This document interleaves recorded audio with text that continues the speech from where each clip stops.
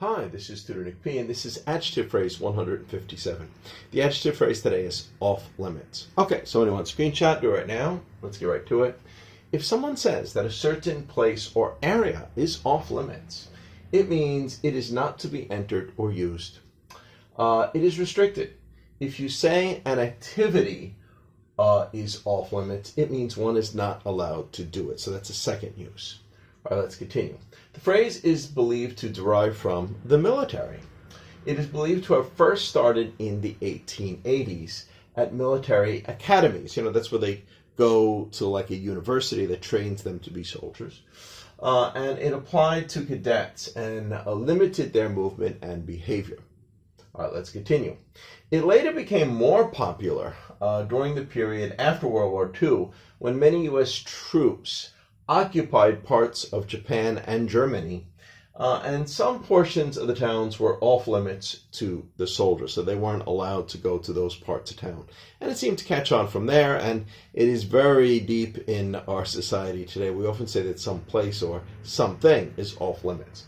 And we got several examples here to show just how it's used. Here's the first one.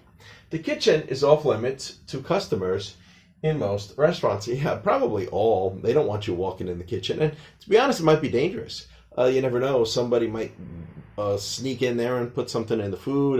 Who knows? Of course, customers are not supposed to. And maybe you don't really want to go in the kitchen anyway. Sometimes you don't want to see how your food is prepared. Okay. Number two, the beach is off limits to swimmers when no lifeguards are on duty. Okay. Yeah, this depends on the beach, but yeah, they might be afraid that, you know, somebody could drown there. There's nobody there to save you, so there's no swimming at that time, so they're off limits when there's no lifeguards. Number three, that university has a rule that it is off limits for teachers to date students. Well, this, of course, is in regard to behavior as opposed to the place.